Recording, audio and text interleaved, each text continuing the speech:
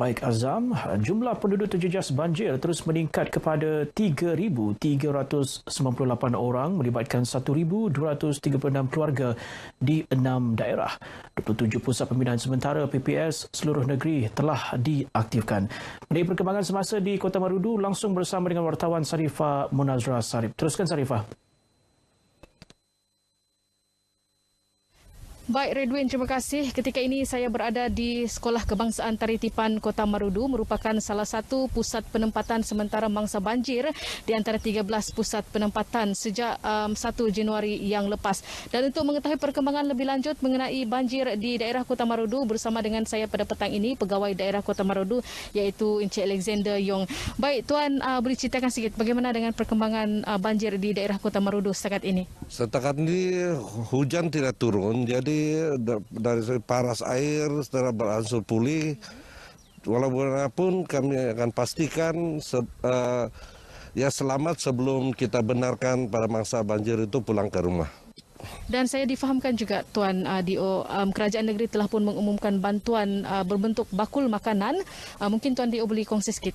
Ya, bagi mangsa yang terperangkap akibat tanah runtuh yang menyebabkan jalan terputus, maka kerajaan negeri melalui Jabatan Kebajikan telah meluluskan sebanyak 1.500 bakul bagi ke 7 kampung. Dan nasihat Dio serta pesananlah kepada mangsa banjir, khususnya mereka yang berada di pusat penempatan sementara dan juga agensi keselamatan berkenaan dengan pematuhan SOP untuk kita tidak ada jangkitan COVID-19 sepanjang banjir di daerah Kota Marudu ini.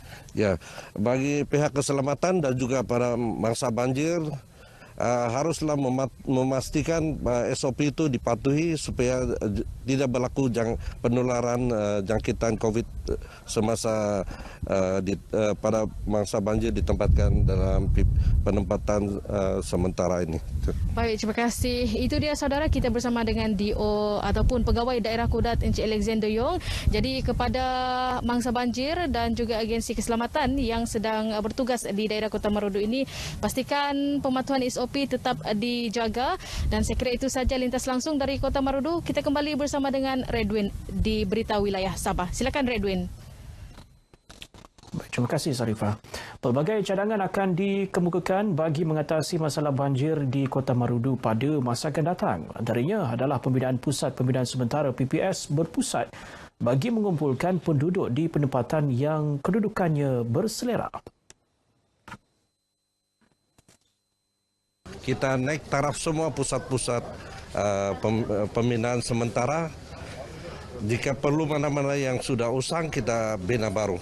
Dan untuk jangka masa panjang, jika kita perlu bina satu pusat pembinaan sementara yang permanen.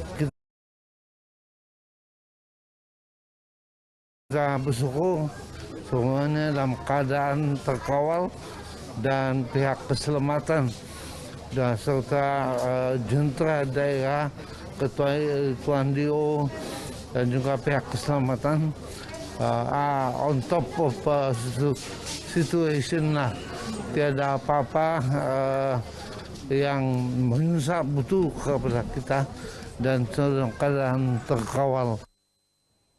Di Kota Marudu, seramai 2,749 penduduk terjejas manakala 13 PPS telah diaktifkan. Masih di Kota Marudu, usaha membantu penduduk terkesan terus digerakkan. Di Kampung Mantus, lebih 300 penduduk terjejas banjir mendapat perhatian dari wakil rakyat mereka. Akses bagi penduduk sini hanya menggunakan jambatan gantung sebagai perhubungan utama. Namun akibat banjir melanda, penduduk kampung tidak dapat menyeberang kerana air banjir deras.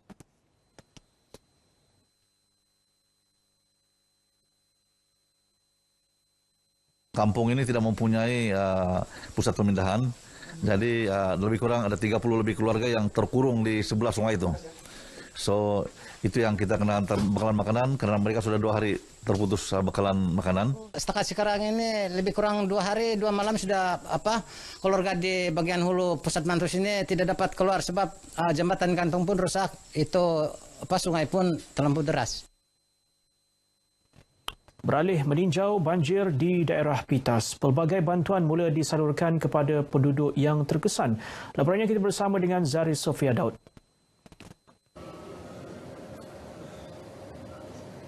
Terima kasih Redwin. Sekarang ini saya berada di Pusat Pemindahan Sementara SK Pekan 2 yang mana PPS ini telah pun dibuka sejak 2 Januari 2022 menempatkan 25 ketua isi rumah dengan jumlah 62 orang. Bersama saya ketika ini adalah Adun N3 Pitas yang juga Pembantu Menteri Sains Teknologi dan Inovasi Sabah yang berhormat Datuk Seri Dr. Rudy Awah. Silakan Datuk. Apa khabar Datuk? Kabar baik. Okay. Datuk, sebagai wakil rakyat di kawasan ini, apakah agaknya perkara yang Datuk lakukan untuk membantu mereka yang terkesan akibat banjir ini? Terima kasih kepada RTM. Langkah kita pertama untuk memastikan kita dapat membantu kepada mangsa banjir seperti apa yang kita ketahui hari ini di mana pusat pemindahan mangsa banjir bermula daripada kemarin hinggalah hari ini dan tidak dijangka sampai bila masanya akan berakhir.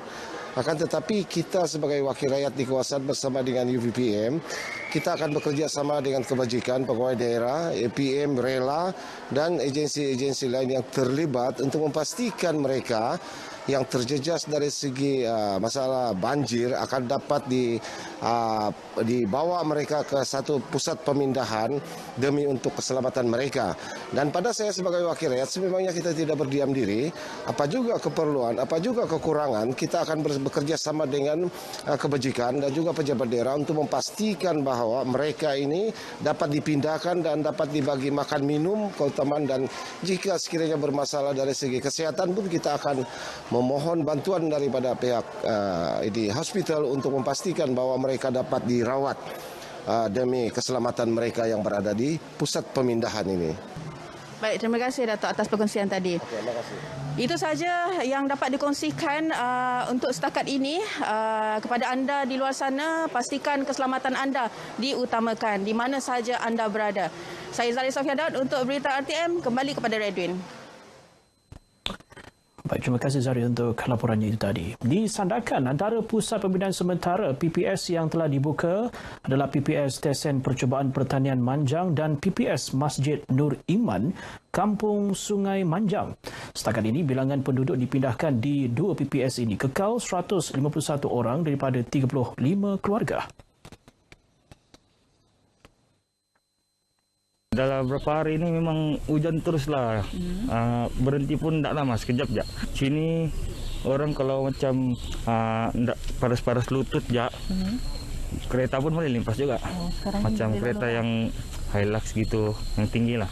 Kalau macam gini paras-paras dada, paras dada ini sekarang sudah turun sikit lah. Saya di rumah kan sama suami saya saja.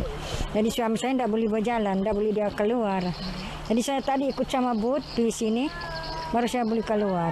Lama sudah kami di rumah, 3 hari sudah. Ya, saya tidak boleh berjalan, pasal sama kena banjir lah. Rumah kami tidak kena lah, tapi yang sekeliling kami kena kurung. Dalam pada itu, Ahli Parlimen Libaran Datuk Zakaria Haji Muhammad Idris memberitahu bahawa pihaknya bersedia menyediakan sebuah dewan baharu di Kampung Sungai Manjang Sandakan tertakluk pengurusan kelulusan permohonan tapak tanah. Baik, itu antara paparan berita yang kami sediakan dari negeri di bawah bayu. Dengan itu saya, Ray Robin, kembali bersama Azam di Angkasa Putih. Teruskan Azam.